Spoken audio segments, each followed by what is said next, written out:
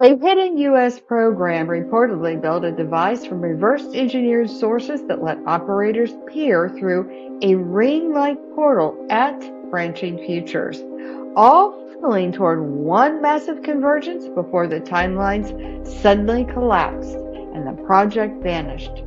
Some say this flattening explains the Mandela effect glitches we experience today, or could it be actually something else?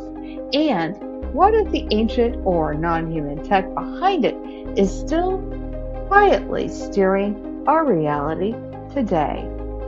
Well, let's get into it.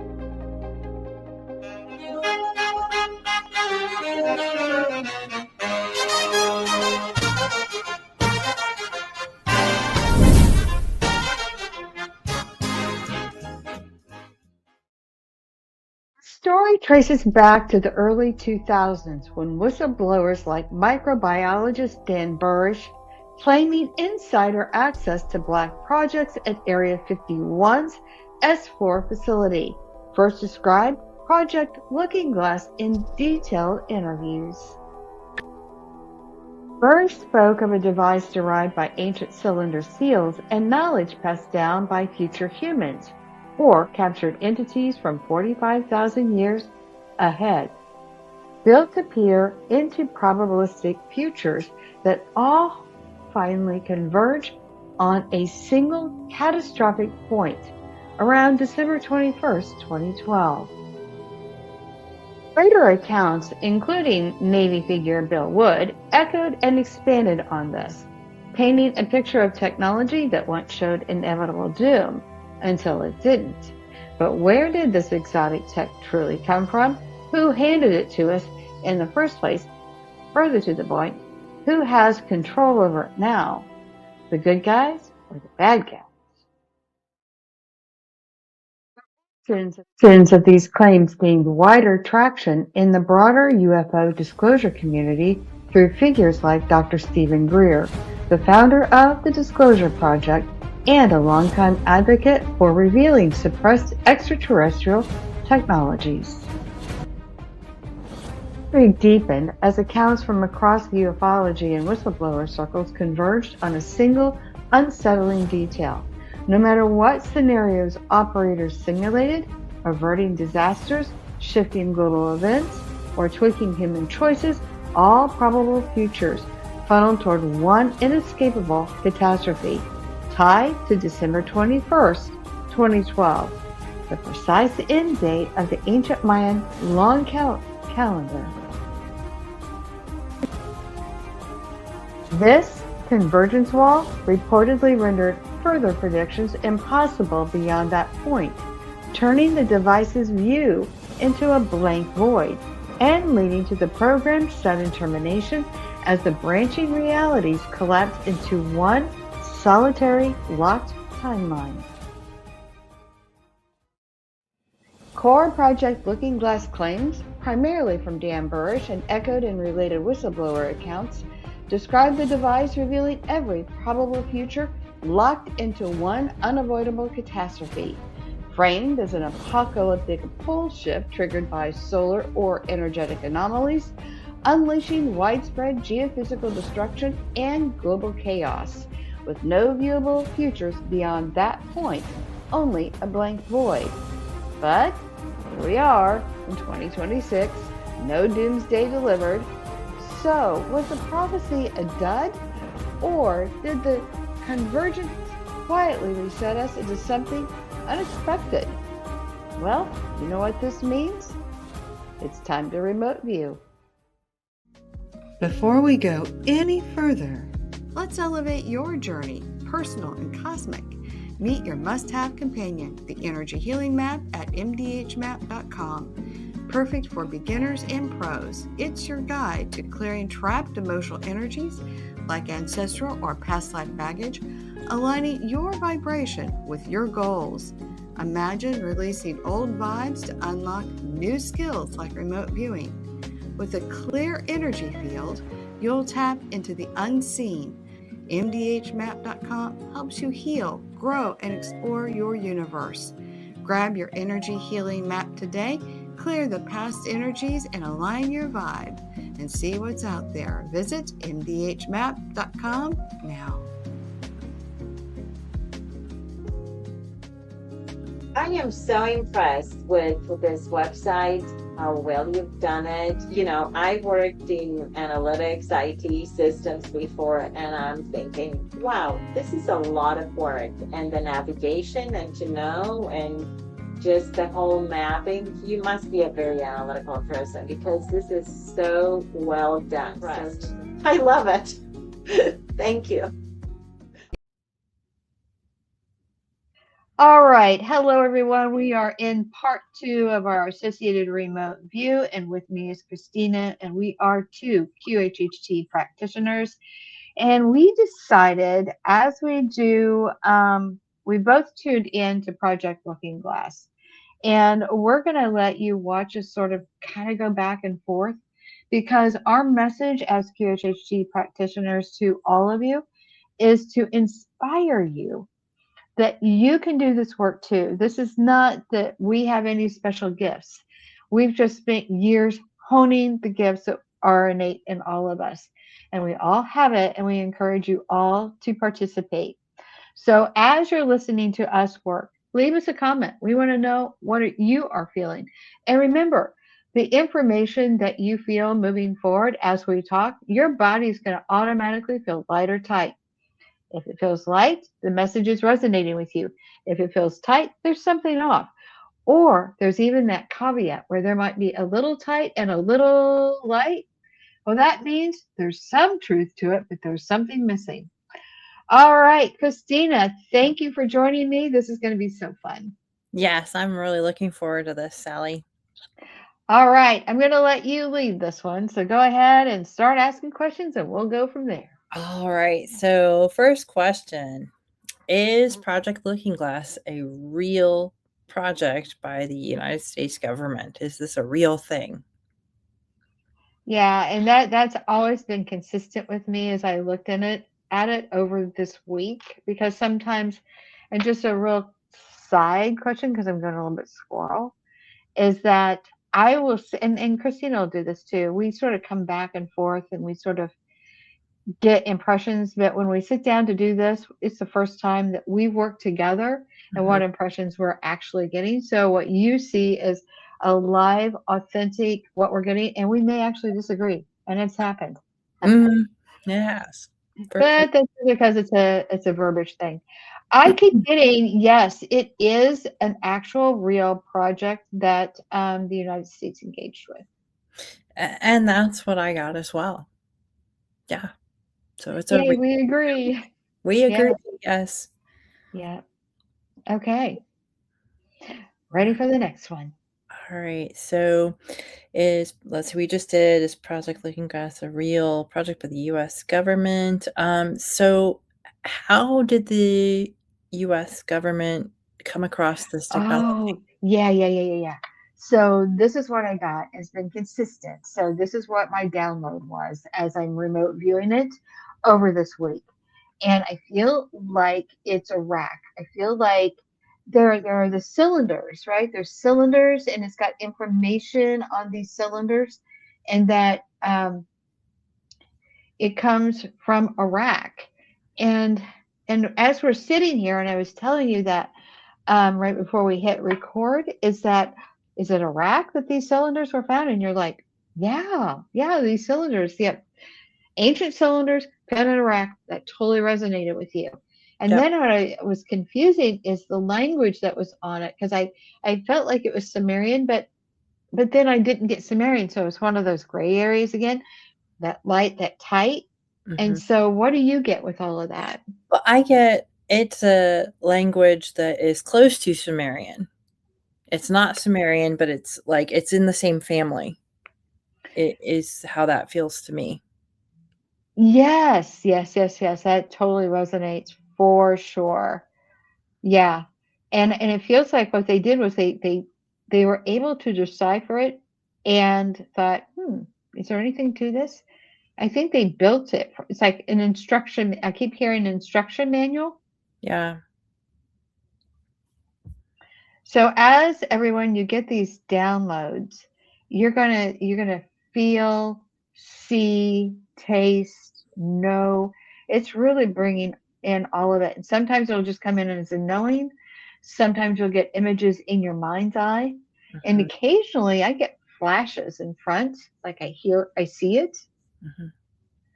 kind of like I'm watching a screen, but it's like it comes and goes real fast, Yeah, you for know. sure. But that only increased after, we worked clearing trapped emotional energies. Um, the more we remove the negative energies in us, the higher our frequency goes and the cleaner that information comes in. Yeah. Um, and so as I'm able to clean up the energy I've set in, it really gets sharper. And of course, I do energy healing every day. So I'm tuned in doing something. All right. So if that's the case, what happened next? What happened next? So So they go ahead. did they go ahead and build the device following the instructions? That's what I get. Yeah, they did. They built it following the instructions.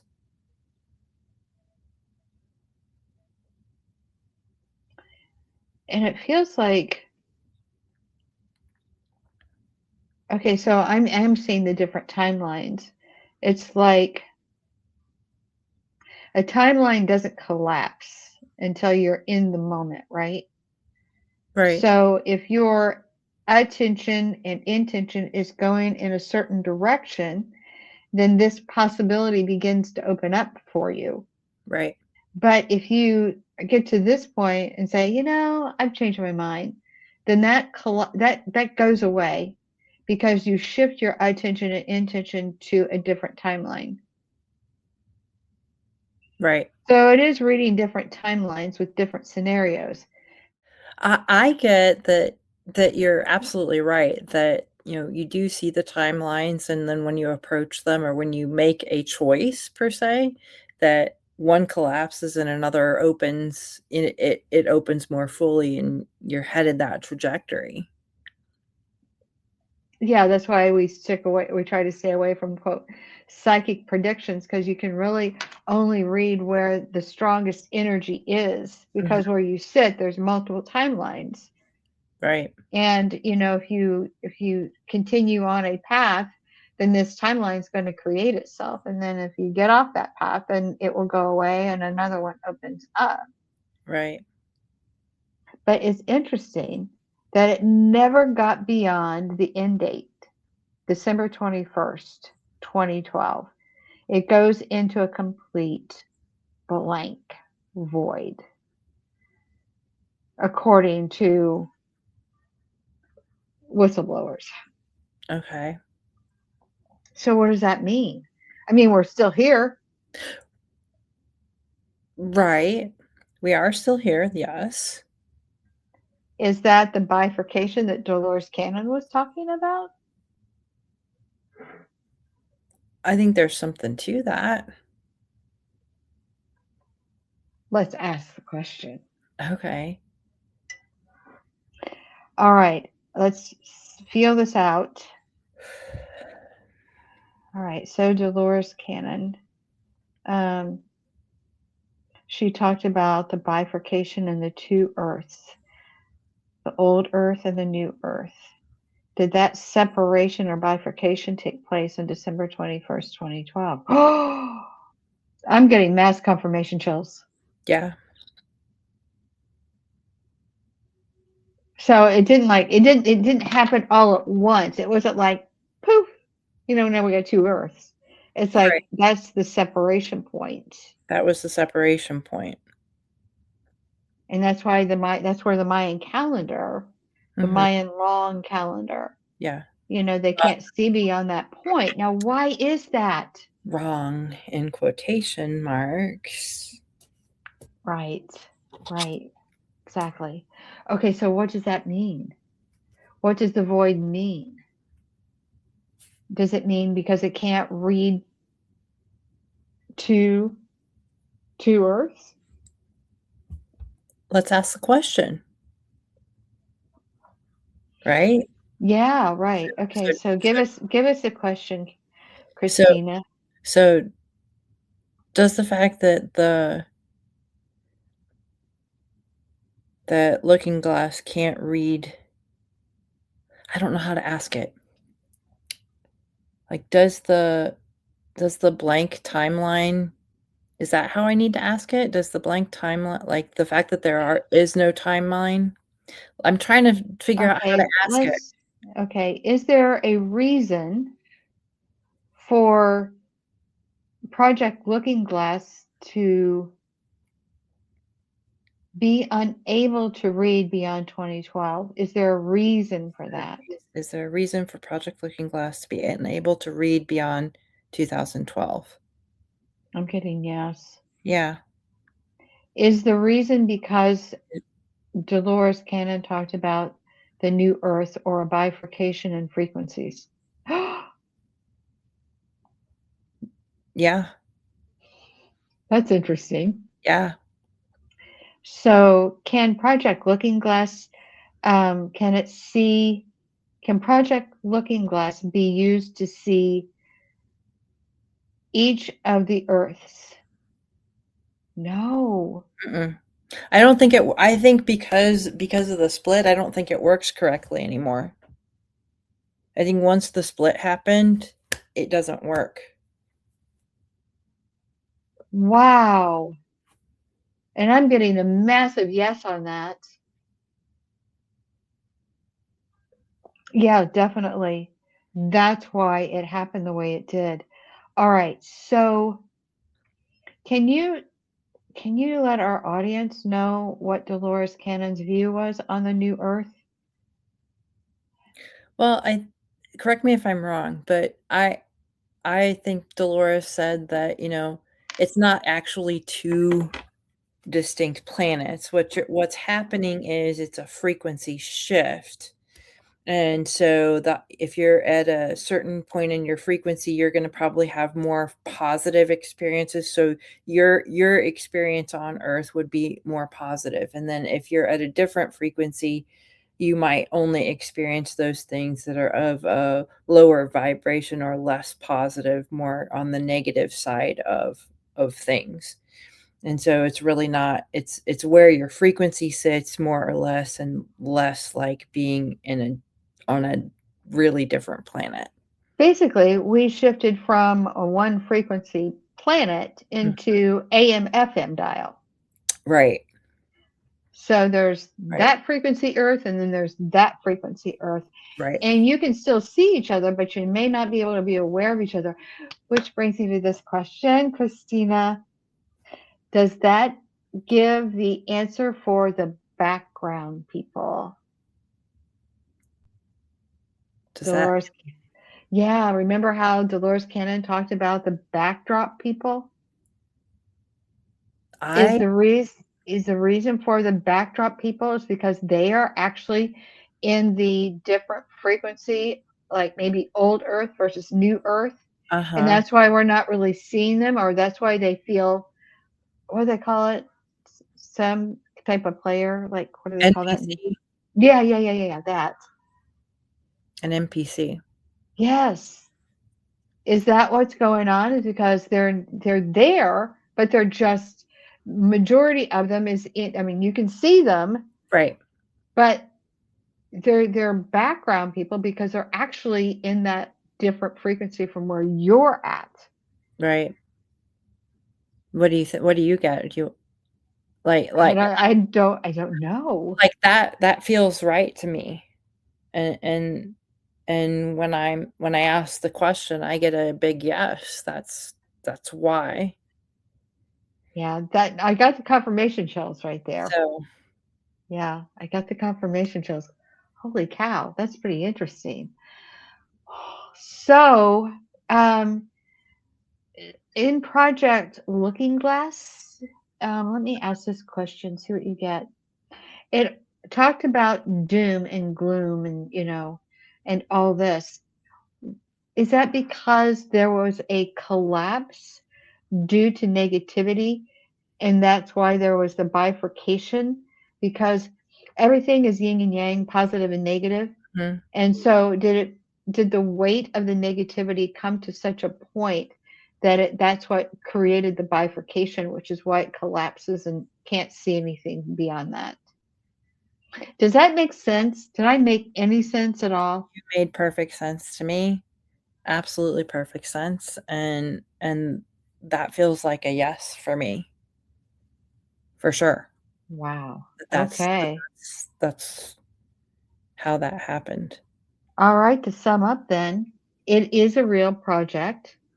Will Yep. it come out in disclosure? Will this come out in disclosure within the next 10 years? Oh, yeah. I hear sooner. Sooner.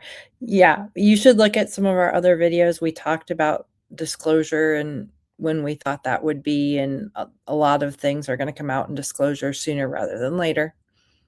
A lot sooner. Yeah.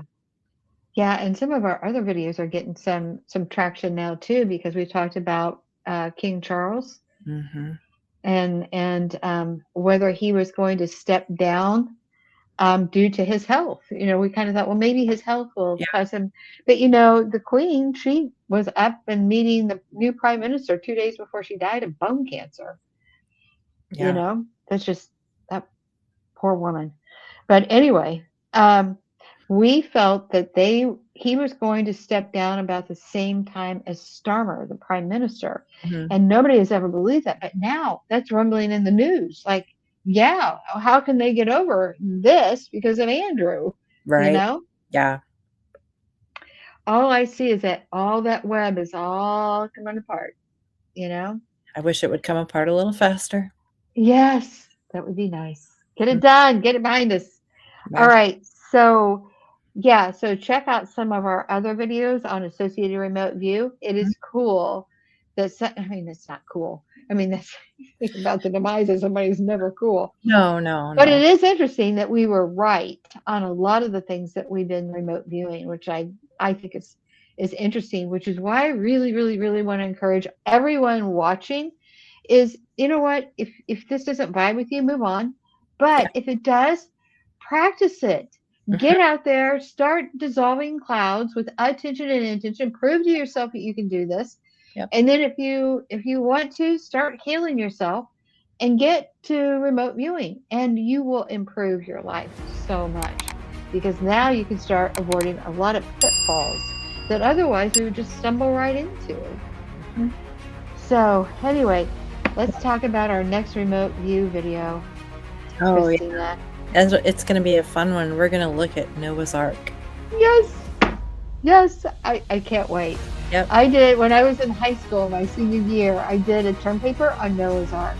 And I concluded that it was on Mount Ararat. Now I have to actually put on my neutral and get away from my biases and say, did it happen? Was it real? Is any evidence of it still out there? Right. And there are claims that there's an actual geophysical feature on the side of a mountain, either on Ararat or near Ararat, that people are claiming to be Noah's Ark, which I always think, I don't think so. But we'll see. I got to get out of my own confirmational biases, which is so hard to do. Right. But I will try. So confirmational bias will definitely shift your answers. That's why when you're doing this work, everyone, you have to be in a place of neutrality and let your body react to the question, because your body will not lie to you. Your conscious mind will lie to you all the long day. Yes. All right. Anyway, we look forward to y'all coming back and watching us again. If you can, give us a like and hit subscribe so you don't miss another fascinating upload. And if there's something that you want us to remote view, associate remote view, I don't want to get dinged again, associated remote view, we know our target, let us know in the comments. All right, that's it. Thanks for watching. Bye, everybody. Bye.